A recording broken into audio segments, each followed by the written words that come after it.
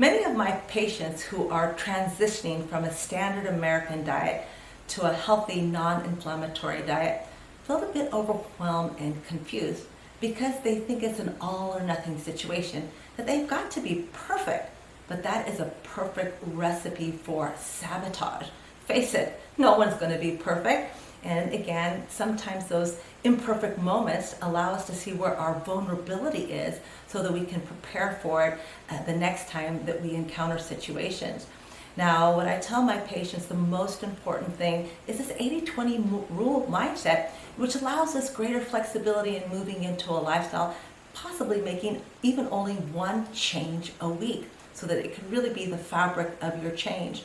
Now, blood sugar stability is where I always start to get them to understand the chemistry of food.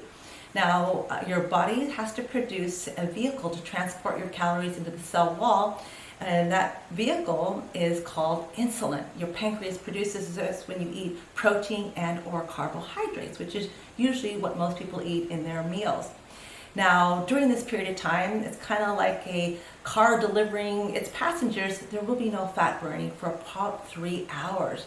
Now, in between your meals, of course, you're going to get a little signal, hey, it's time to go eat some food, and that's when you go reach for a nice fat snack. We don't want to not listen to those signals, but at the same time, we don't want those insulin surges, because when insulin is in your blood, you will not be burning fat for fuel. This is why I always recommend fat snacks in between the meal.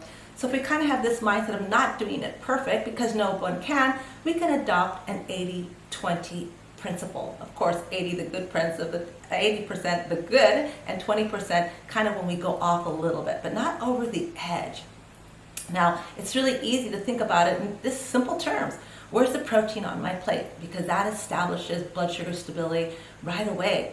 And then good healthy fats are going to slow any foods down into your bloodstream, and then grace the rest of your plate with some nice green leafy vegetables. A lot of times I like salads with some cooked vegetables as well, just to kind of give yourself a variety.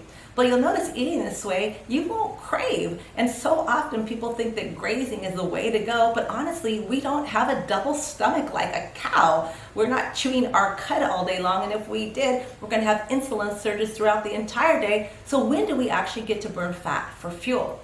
So again, it doesn't have to be difficult, and baby steps, just like I say, the turtle always wins. But you can start off by preparing some healthy meals with some of my new recipes in my new cookbook, which is now on Amazon. It's awesome, and it's so easy because it already establishes and breaks it down how many carbohydrates are in each dish. I love it, and you're gonna love it too.